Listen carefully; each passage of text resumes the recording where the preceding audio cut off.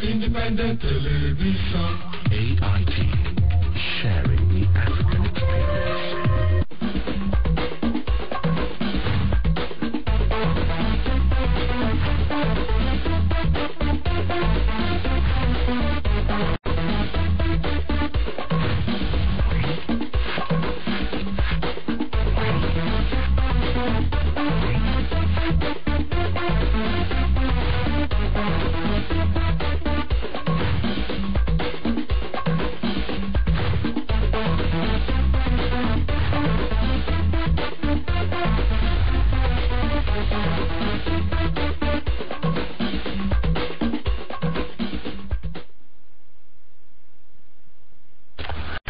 Yes, thanks for staying with us on Focus Nigeria. If you have been with us since, but if you have just joined us, well, a very warm welcome to you. It is a Friday edition of the program. The House of Representatives rose stoutly yesterday to condemn the lack of democracy in the third tier of government, that's the local government councils, as required by the Constitution. A motion by Honorable Friday Itula condemning the resort to autocracy as a system of government in the councils received minimum support from members who berated state governors for acting against the letters and the spirit of the Constitution to defend that those who administer the third tier of government shall be democratically elected.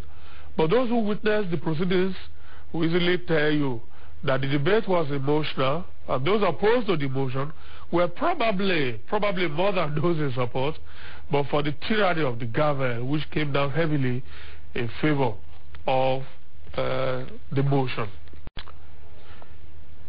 Okay, we can't get to that. All right, stakeholders in the Edo governorship elections scheduled for July 14 are meeting with top officials of the Independent National Electoral Commission (INEC) in Abuja this morning to discuss issues around the election. The meeting comes up as the campaigns heat up and the parties dig in for what promises to be a fierce electoral battle in that state. The National Congress of Nigeria and the PDP have spared nothing in their campaigns and preparations, and controversy has become the name of the game. The latest controversy centers around INEC's preparations for the elections. The law requires an update of the voters register to allow those who have attained the voting age but who have not previously registered to put their names on the register, in which case the level of preparation and deployment of registration materials ought to be minimal. But the ACN alleges that what is going on in Edo State appears to be a wholesale, fresh voter registration exercise. Not only that, ACN says it has uncovered a plan by the PDP hierarchy in concert with the INEC to use the opportunity to massively deregister its members and supporters in the party's strongholds and massively inflate the voting population in areas where the PDP is perceived to be strong. Well, Governor Adams Oshiomhole early in the week led ACN members on a street protest on this issue. Excuse me, and the arrest of an INEC official with a GDC machine in questionable circumstances has also fueled support for this allegation. It is these and other reasons that have necessitated today's important meeting between the INEC and the Edo political stakeholders. Okay, so much for the polity. Pardon me, so sorry. Now, let's set the template for today's discussions, and it's on the current face-off between the CPC, or shall we say, the CPC leader, General Muhammadu Buhari, and the PDP. The newspaper headlines last Tuesday, to a first-time observer, could appear very alarming and discomforting. The headlines range from a prediction of doom to a direct call to anarchy. 2015 will be bloody, warns General Buhari. Buhari predicts bloody 2015, says federal government is biggest Boko Haram. 2015, we are battle ready, says Buhari. These are how the newspapers reported the general, at a reception held for him in Kaduna by some of his party members. It's just a little over a year ago that the nation was plunged into deep turmoil when riots broke out in parts of the country as a result of the 2012 presidential election. As the result of the 2012 presidential election trickled in. The CPC had earlier warned of severe consequences if it did not win that election. And it was easily fingered as being responsible for the violence in which 10 NYSC members who were recruited for the elections were brutally murdered in Bauchi. Indeed, to date, the sentiments against the CPC on the post-election violence still runs very deep. It's therefore in this contest that the latest comment by General Muhammadu Buhari is being viewed in some quarters. Many have expressed alarm that the general is again preparing a ground for violence for an election that is still about 3 years away. Now, the CPC has not denied the media reports, neither has it alleged that it has been misquoted. But here we will not be relying just on the way and manner the newspapers have reported General Buhari. Instead, we will let you listen to General Buhari. We want to quote him directly as he spoke to the media after that Kaduna meeting. In Nigerian leadership is legendary. But I am pleased there is a storm of awareness. And God willing, by 2015 something will happen. You know, to go to court or to tribunal without exhausting the parties'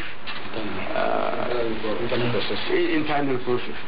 And so you see in the process, they broke, they went against the constitution of the party. So sai ku hakuri akwai waɗanda da gani guda biyu a manyan 'yan jam'iyya tun da safe da suka zo suna zana Abuja na ku gida lafiya kuma a ci gaba da haƙuri kuma mun yi niyya da mu da shugabanninku idan Allah ya yarda 2015 insha Allahu ko dai a yi adalci a yi zaɓe yadda aka ce ko kuma a yi kare jini biyu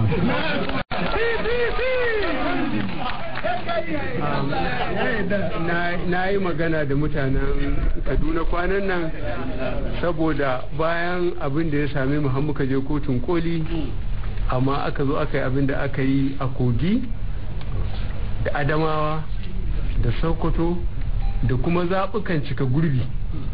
To a nan Kaduna na Igabi shine ya zama na abin magana. Dalili shine zaɓaɓɓunsu sanata nasu da 'yan majalisar tarayya da na jiha da shugabannin jami'a kamar da kuke haka suka tare a can aka yi ta yanta dole aka bar masu yi kujerata. Saboda haka 2015 kowace mazaɓa na gaya musu a Najeriya sai ta zama igadi. Idan ba haka ba to dama mu bari siyasar mu ɗauka mu bayi ne mu ci gaba da zama a bauta. To Allah sauwaƙe. Na gode kwarai da gaske Allah ta wutar da alheri. Batun zaɓe. All right. That was General Muhammadu Buhari speaking in Kaduna when some members of the party paid him a solidarity visit, we understand. So there you have it. Is General Buhari spoiling for war? Is he guilty of heating up the polity every time he speaks? Is General Buhari manifesting signs of a frustrated politician who does not know how to manage failure as his opponents are alleging or suggesting? Again, nationwide security challenges. Could General Muhammadu Buhari not have been a little bit more careful, circumspect in his utterances as a statesman? I have a fairly balanced panel to look at all these issues shortly. So let's take a quick break to prepare for the discussions.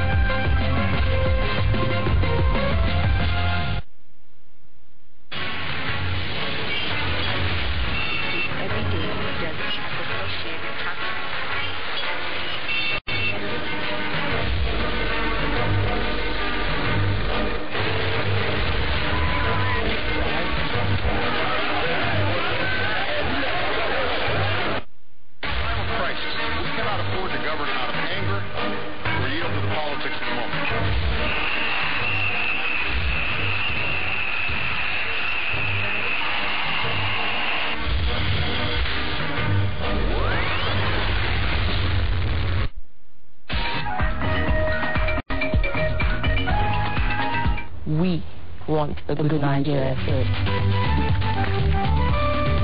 That are benefiting are the IOCs. Why? Because they have a tax regime, a royalty regime that was framed over 42 years ago. Good ball in. Still with Morocco. Surely. Explore Africa. Encounter Africa. Engage Africa. Enjoy Africa's compelling, exciting, and breathtaking experience with Kakaki, the African voice. What has been failing before was that Nigerians became so docile. They didn't ask questions. They don't show interest on issues that are really burning their fingers and even affecting them, on the cancer that is in the nation. We have a government that is accomplishing so little because it is attempting to do so much. It is absolutely important that the state of our criminal justice system is made an agenda item. If you look at Section 285 of the Constitution, it says you must file your petition within 21 days from the date of the result of the election was announced.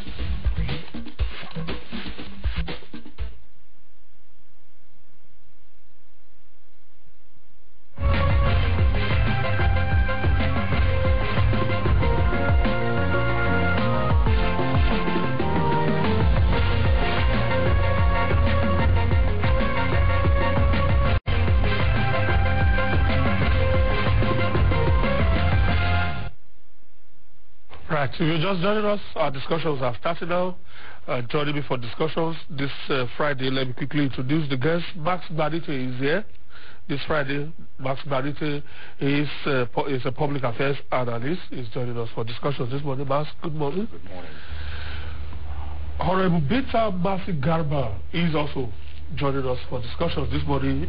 She is a member of the House of Representatives, former member House of Representatives. She represented Michika Madagali Federal Constituency of Adamawa State up until 2011. So, yes. Thank you. She is Deputy Publicity Secretary of the PDP today. Thank you. Good to see you, madam. Thank you very much. Mr. Rotimi Fashaki is also joining us for discussions this morning. Mr. Rotimi Fashaki is the National Publicity Secretary, Congress for Progressive Change, CPC. Mr. Fashaki, good to see you. Benga, good morning. And viewers, good morning. All right. Okay, Max. The issues are all well set out this morning. The controversy between, will I say the CPC and the PDP, will arise mainly from these very screaming headlines that dominated the papers of Tuesday. 2015 will be bloody once there are Buhari. That's how almost all the papers reported it. Buhari undecided of 2015. Buhari predicts bloody 2015. We are battle ready for 2015 and all of that. And of course the reactions ever since. Why are we talking about 2015 that is almost 3 years away from now? It is very saddening, and if you do recall on this your program, a couple of months to the election, I had come in and said to Nigerians, if PDP have not delivered, seek an alternative, and you may find it in Buhari. I said it here, not because I did not want a Jonathan presidency, but because I thought we could have a protest vote against PDP for what they haven't delivered at that particular point in time. But my departure from the great general, whom I respect, having commanded a battalion during the Civil War, when the Southeast wanted to secede, he fought. Many people lost their life to keep this country together. When he said or implied that those in his party must watch for their vote, and if there is any element of rigging, people should be burnt alive, and 10 youth corpers died, he didn't even attend their burials. I began to depart myself from him. This current statement coming from him in GB, it translated monkey, dog, bloody, is unfortunate. Right now, the challenges facing Nigeria is the issue of insurrection. I thought for a Buhari wanting to be a president in 2015, what I would have expected Buhari to do would have been to A, go to Yobe State, go to Kaduna State, go to Borno State, all those areas where insurgencies have read their faces, and say to the people, look, we can't continue to live like this. We are all Nigerians. Muslims shouldn't kill Muslims. Muslims shouldn't kill Christians, because he fought for the unity of this nation. Yeah, so this comment is unfortunate. Very unfortunate. Yeah, the question I asked really is whether it is not too early to be talking about 2015. It's just less than a year into a 4-year mandate. PDP one would have expected that in other climes, once election is over and the winner is declared, the party the party in opposition forms either a shadow cabinet to keep the party that has won in check. You're very correct on that. We see that in America. We see that in France, where opposition, after 17 years, have taken over. That is democracy as a marathon race. But I can't say that CPC talked about 2015 first. It was a PDP idea that says the president has a right to continue in 2015, distracting a president that we Nigerians voted for. So PDP said that Jonathan is going to continue. Your people said that. So 2015 is neither here nor there. But that still doesn't give credence to one to say that 2015 will be bloody. Is he an overseer? We don't need this now. All right. Honorable Binta, whether we like it or not, your party has been dragged into this battle for 2015. But the question, the worry really here is that this is less than a year into a mandate that has been given to the PDP for a 4-year tenure. Is this not a distraction? Yeah, I think to the government is a distraction. Excuse me.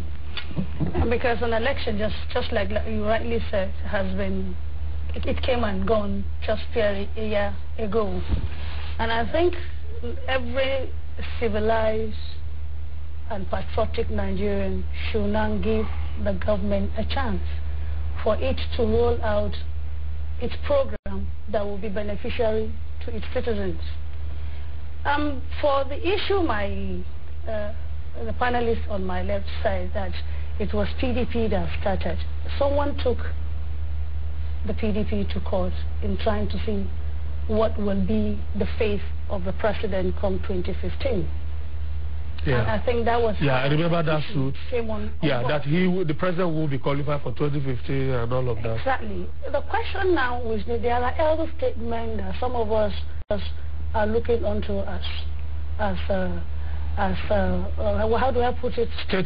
Statement, and we have our high respect and regard for, i.e. the presidential aspirants of the CPC. He was with the AMPP when I was a member representing Kaduna South Federal Constituency in Kaduna State. And with the clips that you just shown recently when he was talking about Igabi. Igabi is a part of the central zone of Kaduna South. And it is not a stronghold of PDP. In 1999, Igabi, member of the House of Rep, was won by the AMPP. In 2003, even when I was a member, it was still an AMPP issue. When we came in on board in 1993, in Kaduna State, 2 members representing under the APP then were Kaduna South and Igabi and Kaduna North. So even if he is emphasizing on Igabi is not a stronghold of PDP. Central that he's talking about, Kaduna Central Senatorial Zone, is never a stronghold of PDP. So when you talk about Kaduna North, Kaduna South, Igabi, and Giwa, they are all part of a stronghold of the AMPP, the opposition. So if he is making an analysis on that, to me, I think it doesn't hold water. Because some of us who were there, even till today, it is still not a stronghold of PDP. So we should look at the issue on ground holistically. PDP has been in government. Before PDP came on board, what was the situation of the country on ground? So, and if the Nigerian populace said it is the party they believe in, he contested in 2003, and yet he didn't make it. 2007, he didn't make it. 2011, he didn't make it. Obviously, as a general that has commanded a battalion, there must be some certain strategies that you will use to see how you can overcome your opponent. And like I was telling one of the person, there is the difference between a politician and a general is obviously the gun, but the strategies are the same. What is your strength? What is your weakness? What is your opportunity? And what is your strength? The SWOT analysis must come on board. And if you have done it in 2-3 consecutive times, and you've not made it, then obviously there must be some certain lapses within the party. But for a man of that honor, which some of us believe in, my father was dragged into the military not by his own will. He fought for this country. Souls were lost. So the unity of the country must come first.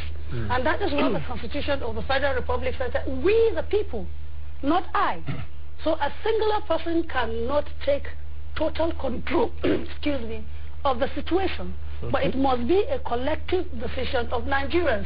And if Nigerians said they have accepted PDP, and PDP is still on ground, so be it. Okay. I guess something that you have a very close knowledge of General Buhari. He was your former leader. You were in the same political party up until when you left the ANPP. Mr. Fashaki, after an election, one would expect that the party that has been declared winner of an election will be allowed to settle down to deliver on its campaign promises, not to be distracted up and down the way we are seeing. Thank you, Winger. And I think this forum should be an enlightening one for Nigerians, one in which Nigerians will know the truth, and away from the mendacity that has been allowed to travel for too long. First of all, coming to your question, it was Mr. President, that is Dr. Goodluck Jonathan, that started the overheating of the polity. How so? Thank you very much. Even before he was sworn in, he had started mooting the idea of a seven-term agenda.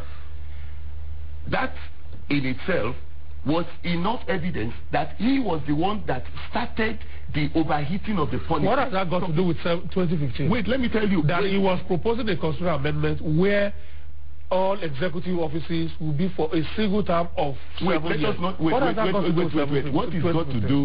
got to do with it is the fact that he has just been elected, so to say, because we contested that election for up to the Supreme Court, and we are still not convinced, that he actually won. That is the position. Even when the Supreme Court has said excuse me. That's the position of our party. But let me tell you, I said even after the Supreme Court has settled on the floor of the Supreme Court, my party leader, General Muhammadu Buhari, he expressed his opinion. He accepted the verdict. That is the final arbiter. Within the federation. So So, but what I'm telling you basically is that it was Dr. Goodluck Jonathan, who started this overheating of the polity himself. Now, let's come back to it. Are you aware that he added a caveat to that suggestion when he made it, that if that proposition sailed through, he would not seek to benefit from it? Wait. Do please. You can tell that to the Marines. We don't have to, for instance, my party believes that Dr. Goodluck Jonathan should not be trusted. That is our belief, because of various things. That is for another time. Let's face what we have come here for. Yes. Okay. Now, which is that when an election ends and a winner emerges, the winner should be allowed to work on delivering on his promises, while the opposition should checkmate it by offering alternatives to policies and all of that. It's good that you allow my flow of thoughts. But I want to keep you to the question. These interjections, are disturbing my flow of thought. You didn't interject in the other two panelists. Okay, all right, let me allow you to flow the way you want. Listen, look, we have been talking about, the overheating of the polity, ahead of 2015. And I have told you pointedly, with a good evidence and an example, that it was Dr. Jonathan, even before he had just been elected for a 4-year term. For a 4-year term, reasonably, under same, politics, in Senate climes, the president comes in and gets sworn in and starts the job for which he has just been elected for 4 years. For a 4-year term. Without unduly distracting the people with a 7-year term. That's by the way. Let's come to, the things that have taken place. Because it was listening to Mr. Banite, it's just like listening to him, what he said in channels yesterday. It's just verbatim like that. I will tell you, for quite a while now, people have been living on the lie that yes, Buhari, said people should, his supporters should go and roast anybody that rigs election. That was what he said at the, in the run towards the 2011 election.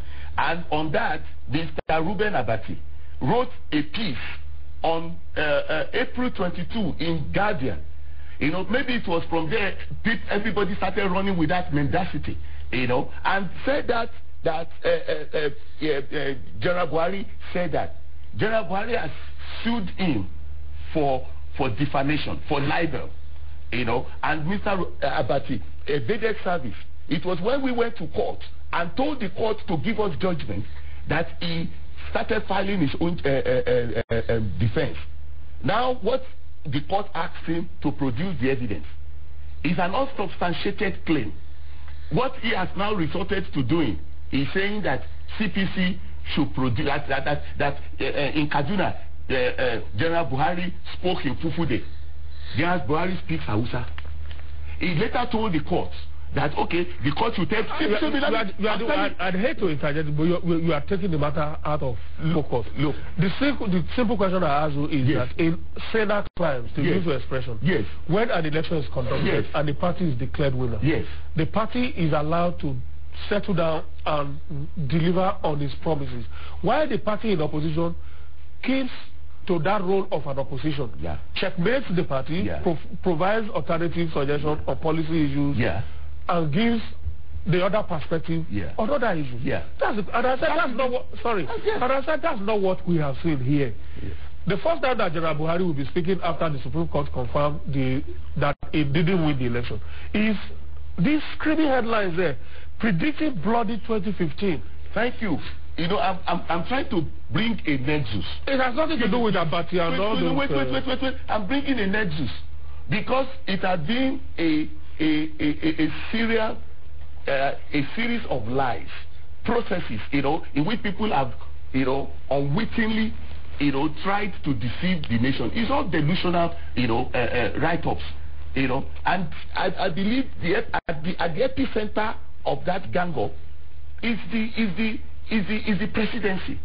Let me tell you, I have just told you that last year they told the whole nation that General Buhari said this, said that, for which even Mr. Banite has just said today. Okay, and we are saying that today. Okay, now, you said he didn't predict do. You have done a preview of what General Buhari said. Do you want us to listen to it again? But I don't.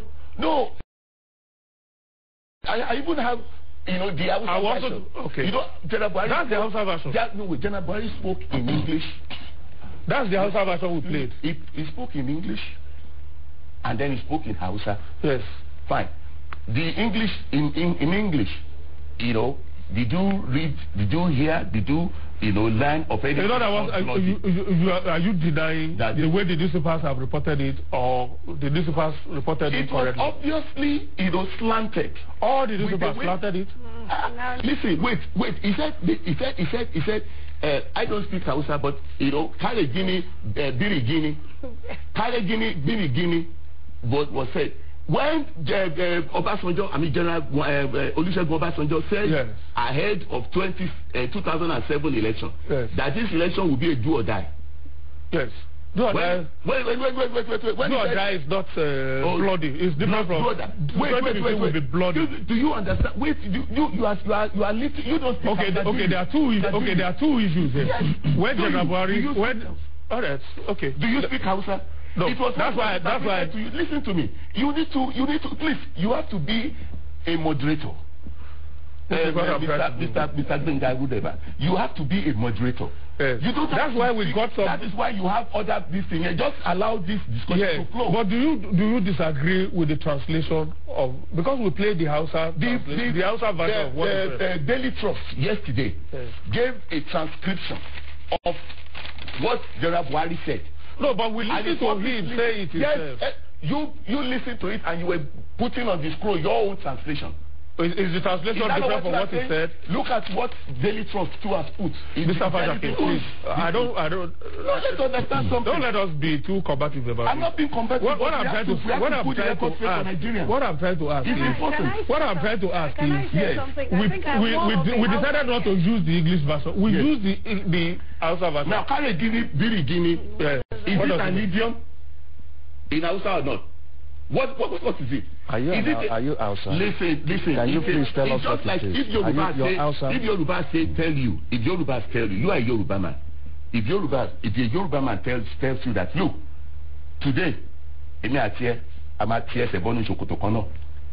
that not an idiom? No. It's a worry that will be wahala today. It's something that the two of us that will slug it out today. Yeah. That is this. When General Obasanjo said ahead of this 2007 election that it will be do or die. Don't forget that he was at a campaign rally. He was criticized. Obasanjo was criticized vehemently. I came here and I rebuked him. Let me leave you out of it. Honorable, the translation that we gave the Hausa version of what the general said, is it fairly correct or misrepresented?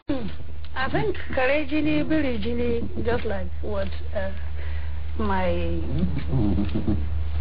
brother on my right was trying to say as an idiom, it's not a good word to say. Karejini, Birijini means dog blood, monkey blood. That is what Kare means, dog. Biri means monkey. And Jini again is blood. I think we should not... These are references to human beings. In other words, isn't there an element of devaluing human lives in it? Lack of respect for human lives lost in violence as a result of an utterance?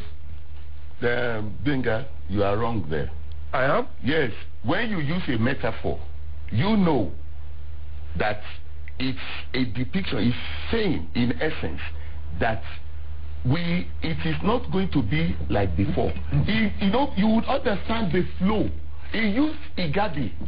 What happened at Igabi constituency? The people stood there, stayed there, and waited for their votes to be counted. And he said that the whole nation will be like Igabi, in which people will stay on, and make sure that their votes counted, and their votes eventually, translate, to their electoral fortunes. So when you now lift out of context, it amounts to a non-sequitur, thing. It is dishonest. I think I have very dishonest. Interject him on this. Is this a party debate now? It's not something that has to do with party. I have been a politician and I've contested elections. My last election, Michikama, the federal constituency that you said, it's been dominated by PDP. But this time around, it wasn't a PDP issue. General Marwa Buhari issue, General Marwa... From Michika? It's from Michika, my local government, which everybody believes that the CPC should have taken control of that local government. It didn't. Even when General Marwa came in as the gubernatorial aspirant under the CPC in Adamawa State, a lot of people thought Marwa would pull the string. But unfortunately, even in his local government, he couldn't make it. And again, on that, why did the ACN win the House of Representatives, not the PDP or the CPC? The House of Reps sits there. The House of Reps. It is a PDP seat all this while from 1999 to 2011. But now the ACN has taken over from that seat.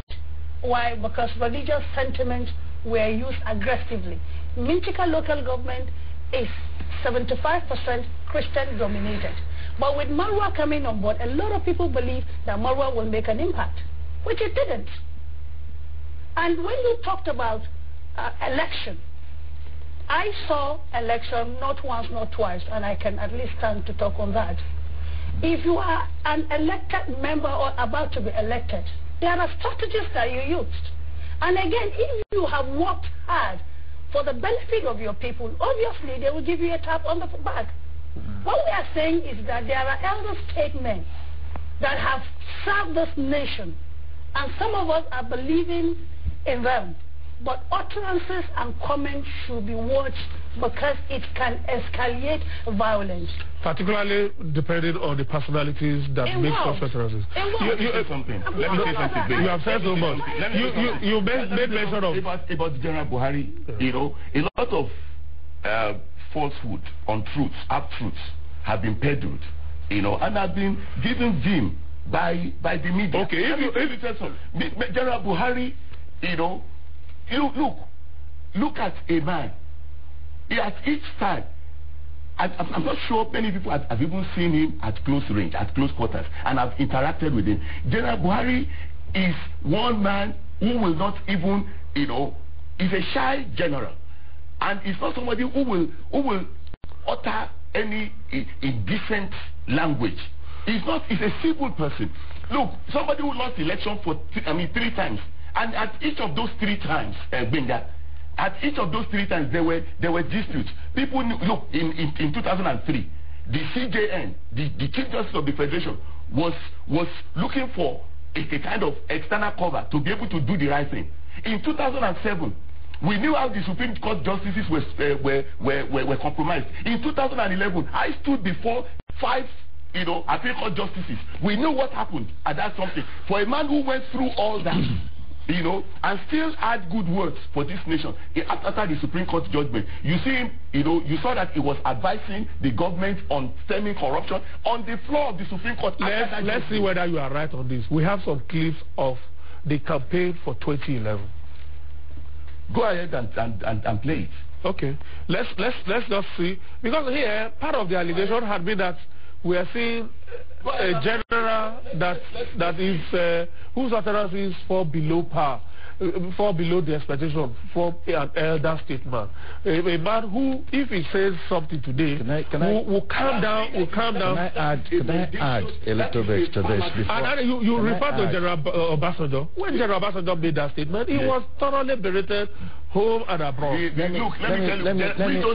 don't have the kind of money Chief, that can you wait for a minute, Chief? Okay. That PDP has to be able to spread Excuse me, Chief, please. This is not a campaign forum. We are discussing, and this is reason why CPC finds it difficult to win elections. Can you hear him? He is taking I also don't know you to be a member of the CPC. I'm not a member of.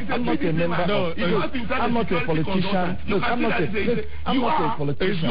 It's okay, Mr. Madam. When General Buhari was the head of state, when General Buhari was the head of state, the media asked him, "How come you have a Muslim as your number 2?" The media reported then that Buhari said that if the Christians have a coup, let them have a Christian number 2, as far back as then. But the media, have they just chosen to hate Buhari? What happened in Katsina State, his home state? Why didn't they win Katsina State? And why didn't Katsina burn? Katsina didn't burn because when the late President Yaradua was governor, he did something monumentally to elevate the academic level of the Almajiris in Katsina. And Shema took over that and continued on that platform. I, on this television, say that what I respect about Buhari was that in 6 months, he formed a political party and garnered followership. But when you look at that followership, how many are enlightened? What I expect, Chief, as Public Secretary of CPC, to be doing, like you had said earlier, is to begin now to do grassroots campaigning, enlightening people on what democracy should be and the journey towards 2015, and not to come and defend an indefensible comment about a bloody 2015. Another thing that the North are yet to understand about themselves is that there are 300 ethnic groups that make up the North. Of that 300 ethnic groups, there is appreciable number of Christians, appreciable number of non-Fulanis, appreciable number of non-Hausas. The North, as we know it in the past, as monolithic, can never be the same. So you are now seeing protest votes against the domination of the North, like what Honorable had mentioned that happened in Michigan, where the Christian-dominated enclave said, enough of this domination. Does it mean we don't have credible Christians that can govern? It takes you back to that operation crossover in the West, when Majokundubi asked Zik to come and contest an election in the Southwest. Does it mean there are no Southwesterners you can support to win this election? And Zik then, believing in national unity, said, I did that to prove to the white people that a Nigerian is a Nigerian anywhere. Right now, I didn't see, assuming Buhari did not say that people should be burned, during the burial of the 10 coppers, someone that wants to vote of the South ought to have been there to show sympathy. Now, assuming Buhari is not talking about the escalation of violence in 2015, seeing the insurgency in the North, I would have expected an elder statesman like Buhari to call on some of his retired colleagues who were also privileged to be presidents in this country, to come to Yobe and sit down and say to my fellow Nigerians in Yobe State and say, look, enough of this nonsense of insurgency. I am a Muslim. I am General Buhari. Our religion is a non-violent religion. Let there be peace. When he does this, the voter in Southwest, the voter in Southeast begin to see a general that can be trusted with the unity of this nation. This is what I want to see him do. But of course, I'm not an advisor of his or a strategist of his. As a credible alternative. Now, we have said that the President Jonathan talked or meted on the ideology of one term of 7 years. Obasanjo, when he came in, did constitutional amendment. Yaradua came in with his own constitutional amendment. Jonathan is not an exception. And he has a right to do that. And the National Assembly has a right to do that. I think that suggestion could be situated within his transformation agenda. Of course. Transformation of the polity and all of that. Unfortunately, remember the comment of the NSA last time. I don't want to reflog that. Again, politicians have found a way to put Nigeria at crossroads. Be it PDP, CPC, ACN, everybody. That we want to say to them, please, whether you're in PDP, whether you're in ACN, whether you are in CPC, tone this thing down. It is the blood of Nigerians. Because the blood in the North is type A, type O, or B. And the same thing with the South. With the East, it is not a Yoruba blood or Hausa blood or Igbo blood. Enough of this garbage. We need to see this country united and move forward. I'll get to you. No, because of what you said, we need to quickly debunk something. Sorry, Benga, I have to say this. People keep talking about the post-electoral violence in the North, in April 2011. We need to proceed this properly, I think, for the sake of posterity. In 1983, I'm from Ondo State. My hometown is Akure. And I know what happened in Ondo State. In Ondo State at that time, it was the old Ondo State with the Ekiti part of it. The Ekitis at that time were 55% of the entire population. And that's why you have the Ayede Ekiti, all these various Ekitis. You will see the sentiment that the then NPN was mounting then in favor of Omoboriwo, the late Omoboriwo. I mean, both Ajashi and Omoboriwo are dead now. The late Omoboriwo, he was an Ekiti man. Ajashi was from Owo. I remember the MPN stalwarts. They were mounting campaign, using the media to sell the lies to the nation that because the Ekitis were more in number, they will vote for their son, and eventually they rigged the election in favor of Omoboriwo. You know the spontaneity of the reaction of the people at that time. As I remember clearly that day. I mean that time, the network news, at 7 a.m. just announced Omoboriowo. By 7:30, 30 minutes, the entire town had been besieged, and people, burnt, invented their justice. Somebody said you should not allow this election to go that way, and the town will burn. Can you allow me to? There was a statement. Please, it's very civil to allow. I am civil. You are a master interjectionist. Please. So what happened was that the election went like that, and the court had to look at the whole thing and eventually overturned the election, the result in favor of Ajashi. I'm drawing that parallel against what happened in the north. You will see that in the north. Can you draw the parallel and link it with what happened in 2011 during your campaigns? During your campaigns, where in most of the places we went to in the north, at a time when Boko Haram insurgency was at its peak, then you went to places like Borno to campaign, calling PDP Haram. At the time when the word Boko Haram... What's the meaning of Haram? At the time when Boko Haram... What's the meaning of Haram? No. What's the meaning of Haram? You are looking at it... What's the meaning of Haram? Mr. Fajaki, please. You are looking at it in a vacuum. I'm talking at the time when the word Haram, at that link with Boko, or with anything... Let me tell you.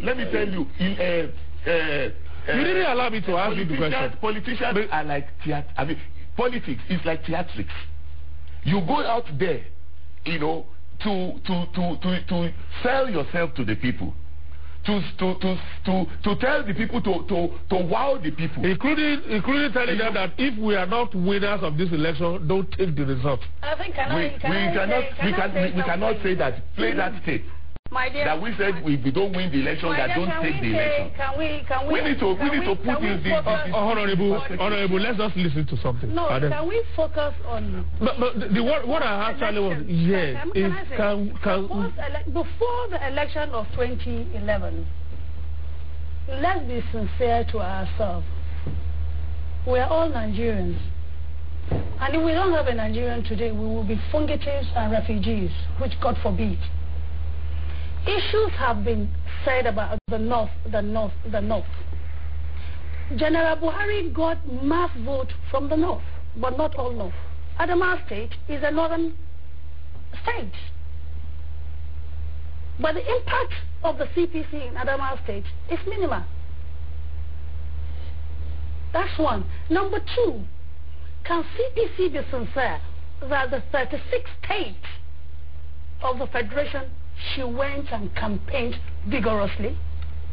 That is one question. In the southeast, CPC only went to Onitsha, which is in Anambra State, alone.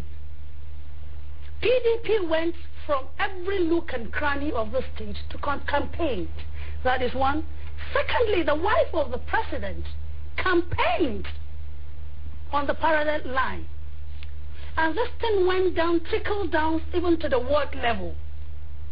And if you don't campaign and you think you can win election, excuse me, it is not going to work. We did our homework well. We persevered the people day in, day night.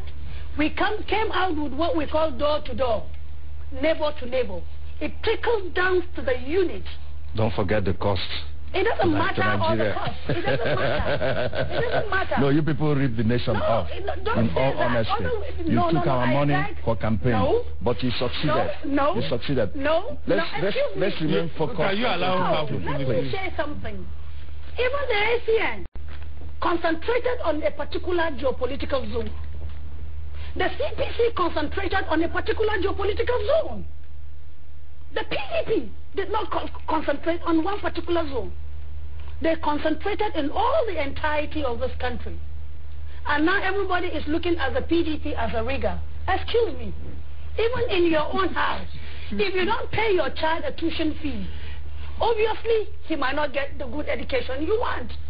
If you don't give your wife a good feeding allowances, obviously you will get a garbage on your table. Yes. So if we want to talk about the PDP, Go and do your homework well.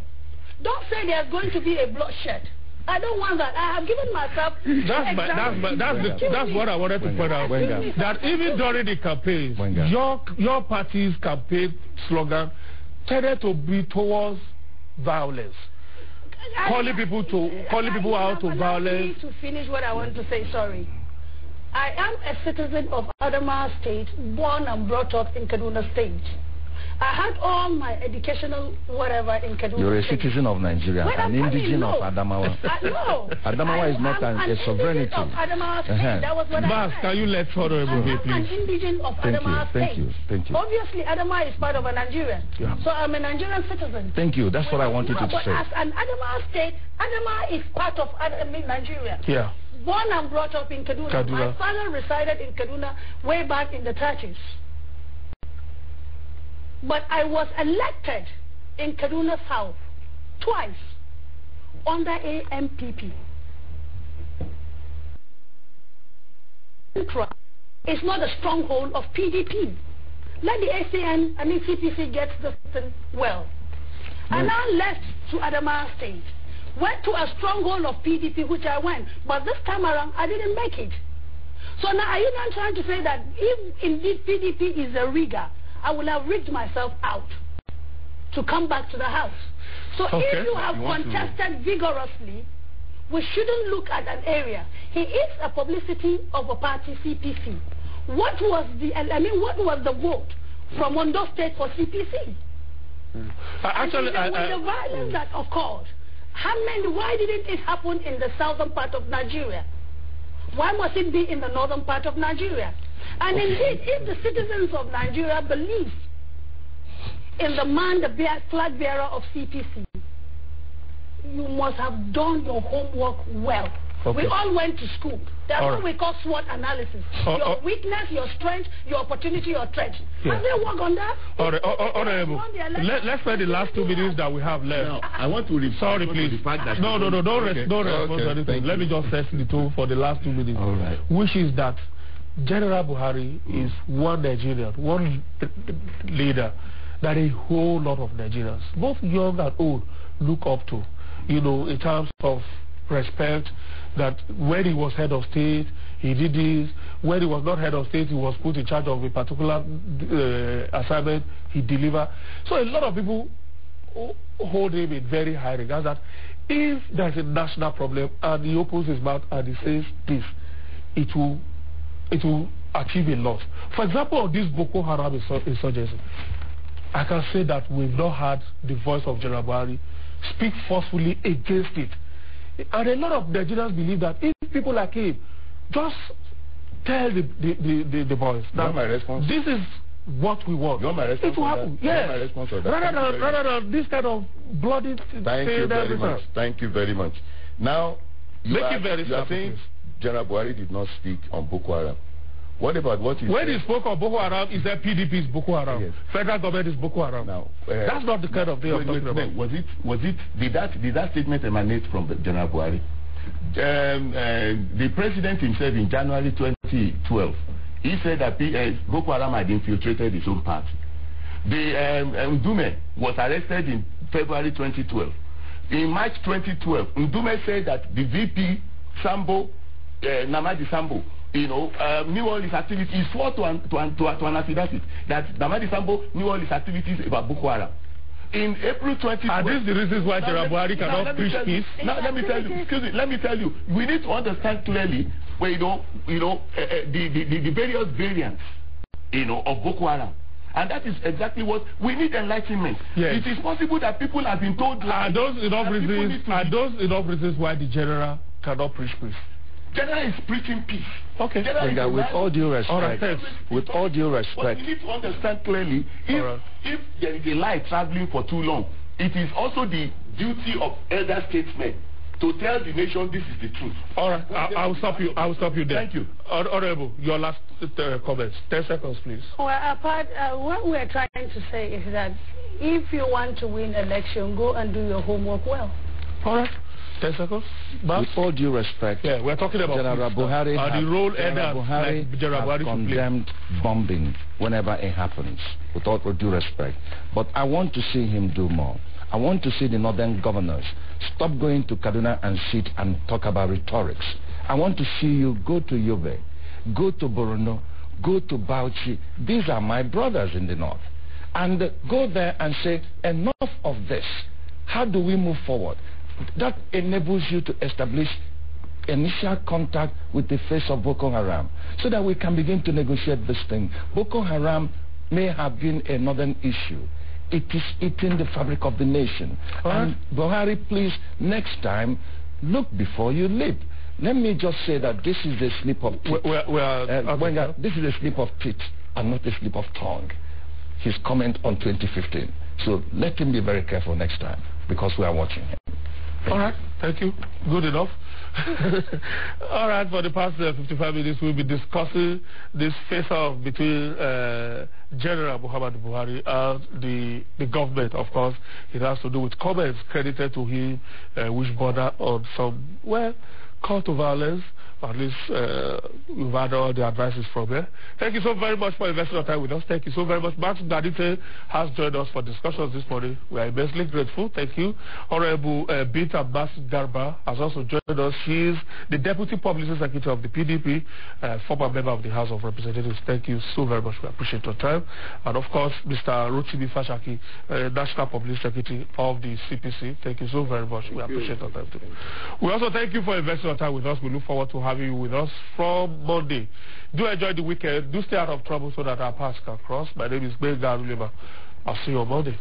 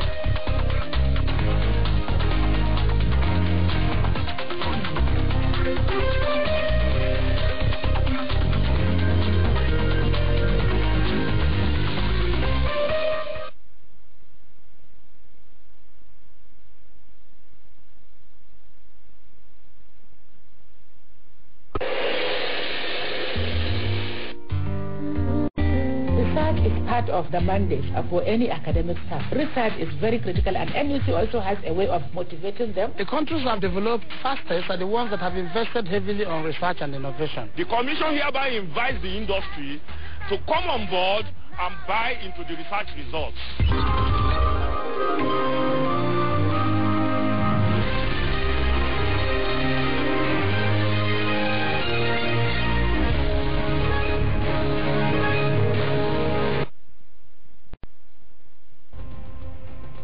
Different voices. Before we are thinking that democracy is coming by the people for the people, today we don't know how to describe it. Rather that it is very, very satanic. Different events, making news, making history. Every week we capture it on Week in Review. Events that made news during the week is on your TV. Sunday, 8 to 9 p.m. Week in Review. Still fresh and authoritative. AIT. Independent television.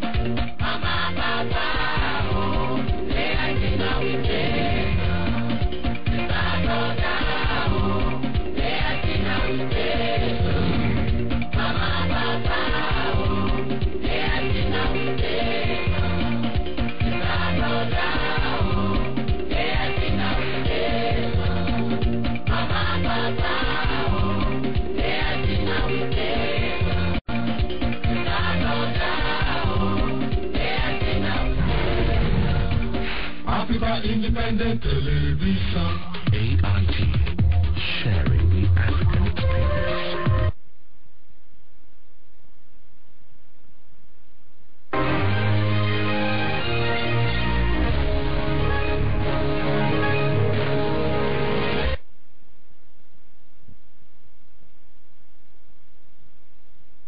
come on, not your body. This one not the couple.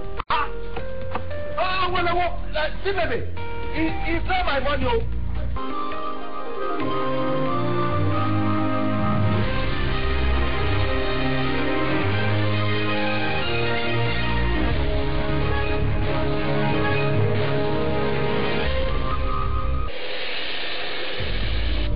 Between 3 nurses and a doctor, find out what matters in Clinic Matters.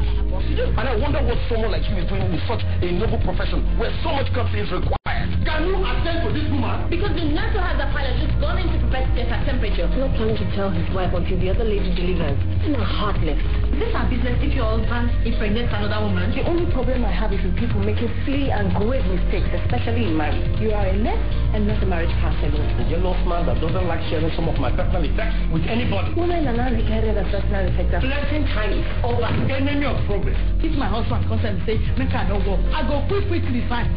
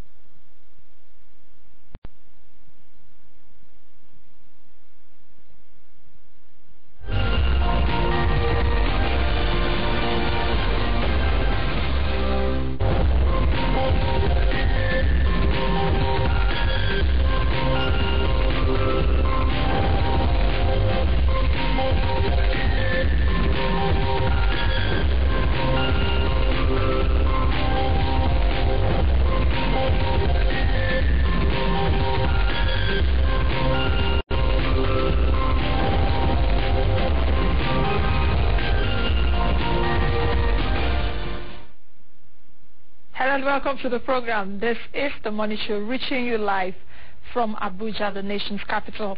I am Nancy Lo. Thank you for joining us again today for the weekend edition of the program. Today we'll be looking at the theme of creating jobs in Nigeria. President Goodluck Jonathan has a transformation agenda. Konjo-Iweala said just before she became minister in an interview with the Washington Post, she said that the greatest challenge for Nigeria's economy is to create jobs. Of course, during the subsidy saga and all of that, we had President Jonathan as well as the Minister of Finance talk about creating about 370,000 jobs a year. How many jobs have been created thus far? Is there a conducive business climate right now to create those jobs?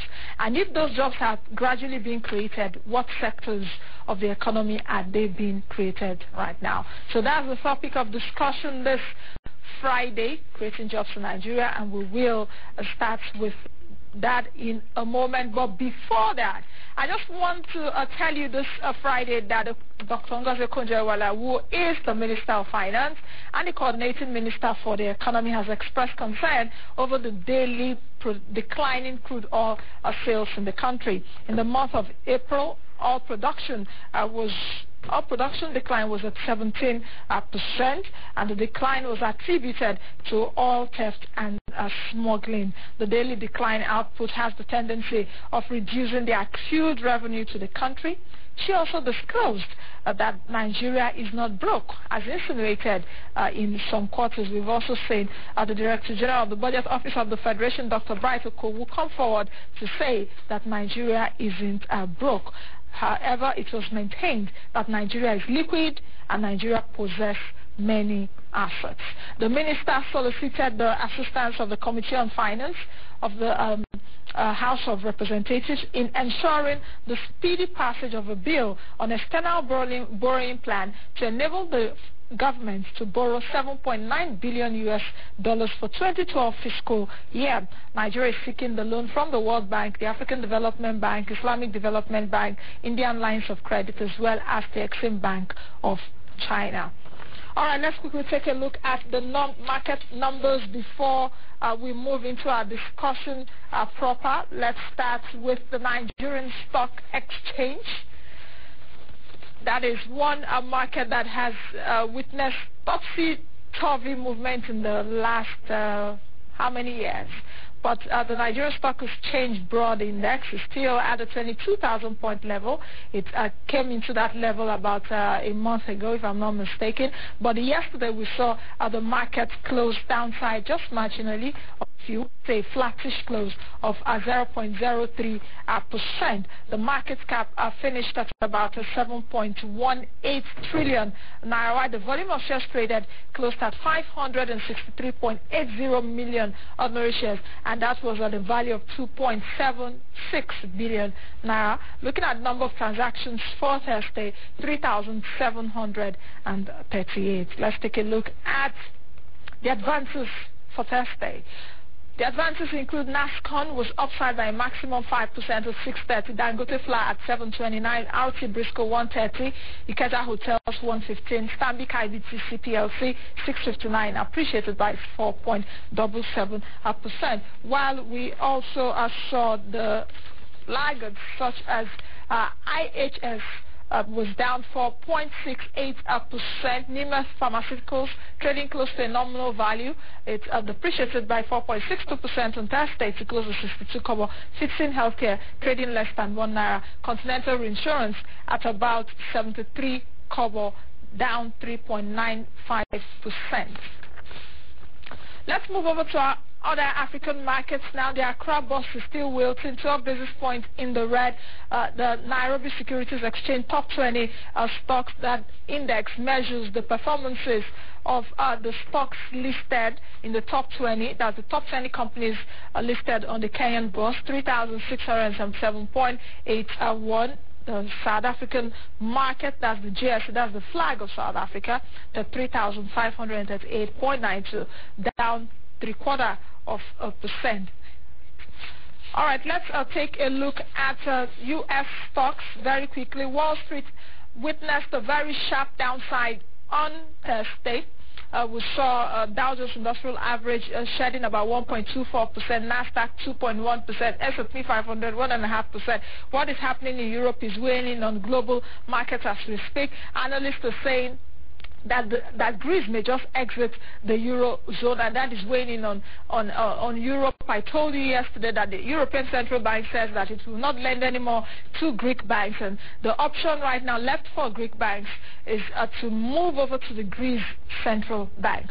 S&P 500 1.5% in the red. Today is Friday. If you're a Facebook user, of course, almost everyone is a Facebook user these days.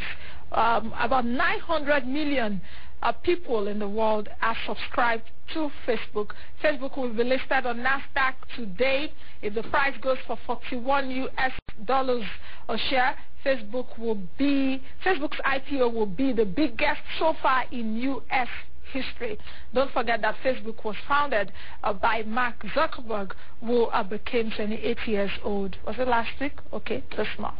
All right, let's move over to the Eurozone. Let's see what's happening there.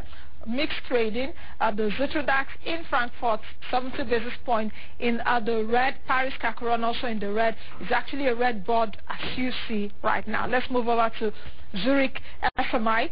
It's down nearly 1%, 0.86%. Spain's IBEX 35 upside marginally, while Stocks 50 0.75% in the negative zone. Asian markets right now are closed, and Asian markets, we saw some kind of risk aversion there. All the indices in the Asian Pacific region close to the negative territory. Hang Seng of Hong Kong, a sharp loss 2.77%. Chinese stocks 1.4% in the red. Japanese stocks nearly 3% in the negative territory. And this, of course, I told you earlier on that the Eurozone is weighing on this market. Of course, these are indices right now. Let's take a look at other Asian bourses. Seoul, Kospi, 3.40%. That's a whole lot for one day. So we're seeing some kind of negatives across board. Vis-a-vis, these exchanges have recorded gains in the past few months, and we're seeing a very sharp loss in one day. Bombay Sensitive Index came down to the 15,000 mark, 1.16% in the red. Sydney's ASX 200, 2.2% in the negative territory. Let's move over to commodities right now. Commodities are also suffering losses. Brent crude that has attained about 120 US dollars or close to 125 US dollars is gradually falling, and I think at this point Nigeria should take note or take heed, because crude oil prices are gradually falling. Light sweet 0.75% at 91 US dollars 84. Gold is also falling, 1,568 US dollars 28 cents an ounce, 0.3% in the red. You will recall that gold price hit about 1,750 US dollars about 2 months ago, but now it's trading at 1,500 US dollars an ounce. Let's take a look at other commodities, agricultural commodities. That cocoa is down 9 basis points, coffee 0.25% in the red, sugar is doing 0.33% upside. Let's take a look at Naira rates now and see how the Naira is faring against a basket of major currencies around the world. The Naira against the dollar is depreciating. Yesterday it was at about 159.50 kobo to the dollar at the parallel market. This morning is trading for 160 naira. At the central bank, the official window is at 158. The pound, the naira against the pound is doing 259. The parallel market against the euro is trading for 210. Against the real is doing 46 naira. Against the SEFA, it's exchanging for 330 naira. Let's move over to international currencies now. Of course, the euro against the dollar has been softening, and that is on the back of what's happening in Europe. We saw the euro trade against the dollar in the past 2 months, I would say, at 129, but now it's doing 126, but it's a little flattish. The dollar against the pound is doing 157. The dollar against the yen is strengthening. Yesterday on the program, I told you that analysts are saying that the dollar against the yen may continue to strengthen and will get to the band of 79 to 80. 80.81, and this Friday is trading at 79.28. The dollar against the Swiss franc is doing 0.94740, upside by 8 basis points. Let's quickly take a break, and when we come back, the theme for today will start. We'll be talking about creating jobs in Nigeria after the break.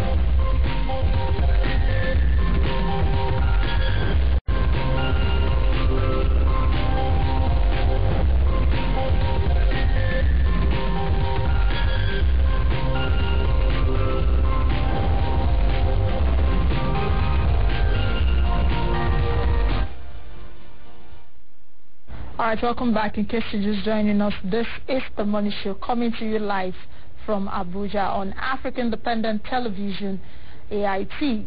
Joining me right now to talk about creating jobs in Nigeria are my guests. I will start from my immediate left.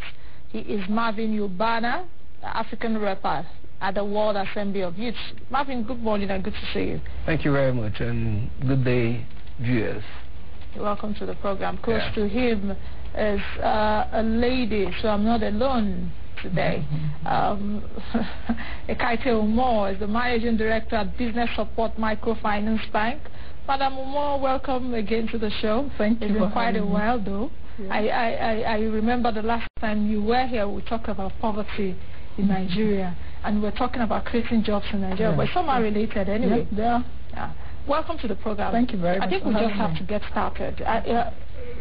My intro, I mentioned that Okonjo-Iweala in an interview with the Washington Post last year, before she became the Minister of Finance, said that job creation is Nigeria's biggest problem.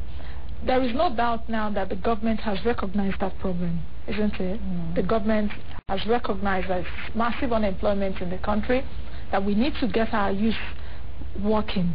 But do you think that the government right now is spot on in terms of addressing these hydra-headed problems? Madam Momo. The unemployment, as you rightly said, is a huge problem. It is massive. At the rate we are, almost a quarter of the population of Nigerians are unemployed. The people that can be employed and should be employed are unemployed. That is outrageous. It puts so much burden on the other people who are working.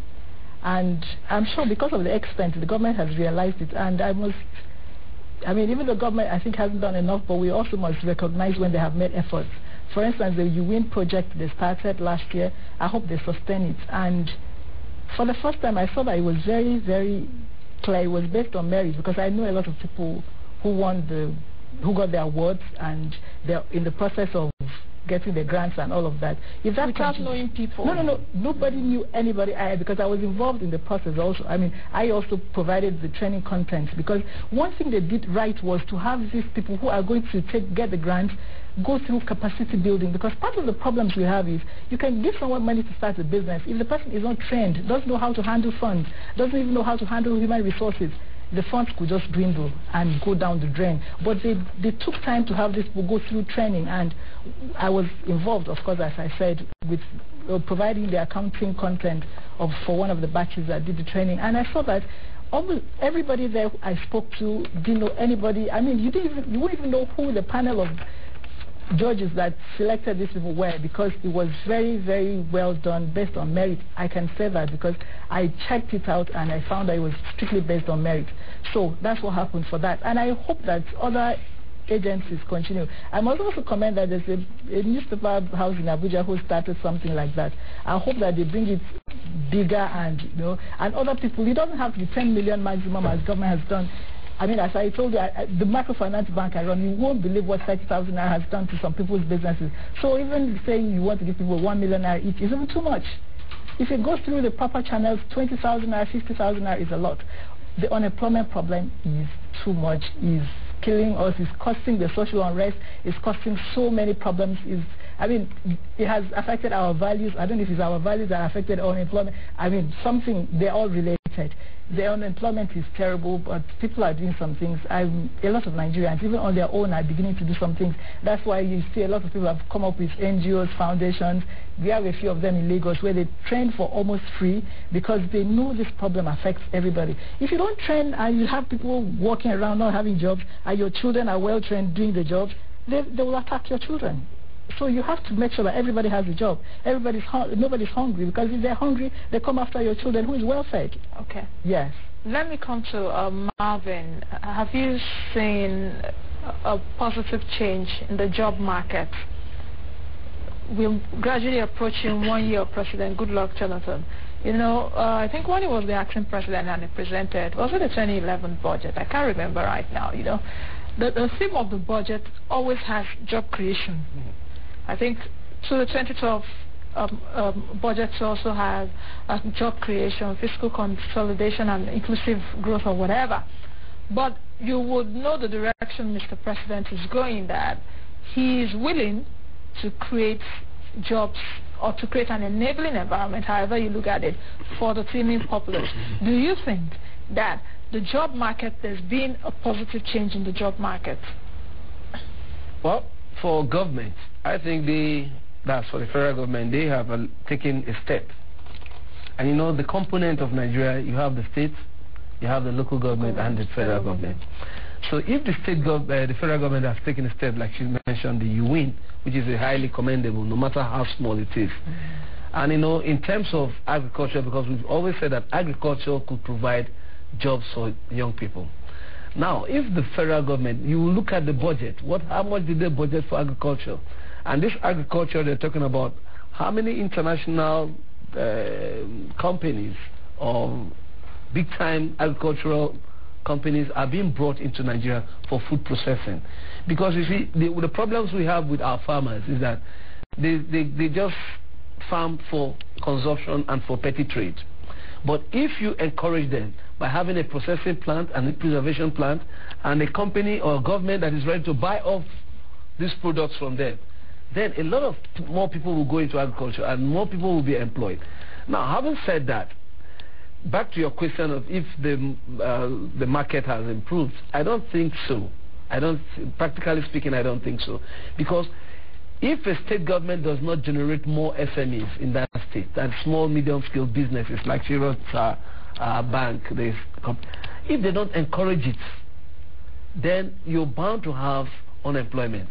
Because even when you train these people, like right now as we speak, the federal government is training about 3,000 young people who were militants before, and right now they've accepted peace and all that. They've embraced peace.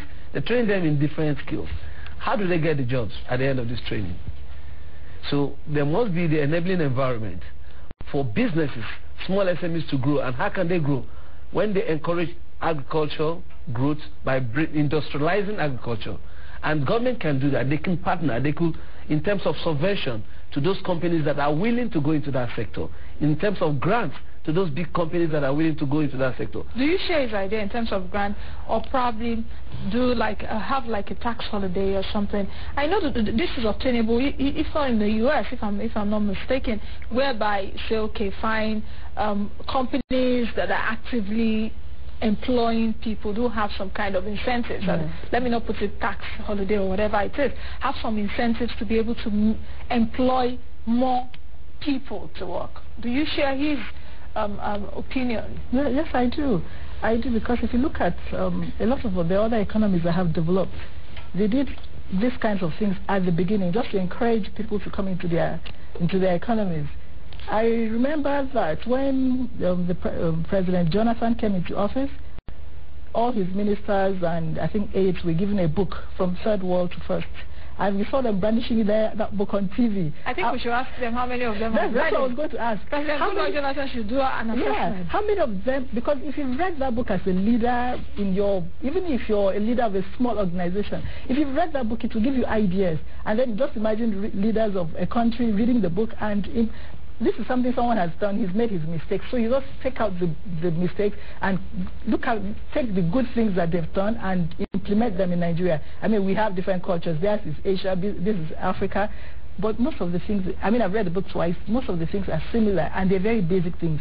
If you give us quality education, the quality of people that we will have in the job market will be better, and all of that. And then employment will not be such a big problem, because I can employ myself. I don't even need an office to work. All I require is a laptop. There's some people like that. If they're well educated, the software market is huge. Aren't you restricting it to IT? Not everybody's IT. Yeah, but if we have education, because this is the times now, you can't run away from the fact that IT is it. Everybody, I mean, the man who wrote the book, the president of Singapore, he's IT compliant, and I think he's in the 80s. Someone who was born 1928, I'll be 23. So why can't we do the same thing? Have that. We need quality education. But I agree that we need to give people tax havens or whatever, just so that they come in. After a while, we find out, look, you have stabilized. We have gotten what we want because we want to get this unemployment off our shoulders. Other countries, 5% unemployment will cause a riot. But we are in the 20s, and I mean, we are just nice people. And these people are supposed to lead us. I don't even want government to provide the employment. Just give us the enabling environment. That's all we require. Now, isn't it a paradox that the GDP growth at 7%, it's always been talked about at different fora. President Jonathan will come out to say it in his budget speech. Okonjo-Iweala will say it. Sanusi Lamido, everyone in government will say that. We understand that right now. Nigeria has a fantastic growth rate of about 7%, averagely in the last 6-7 years. But the question for me is, okay, if we're growing at that level, what are the jobs that are being created along those lines? Yeah. Because GDP is about the computation of goods and services, in a country, if I'm right. That's the elementary economics.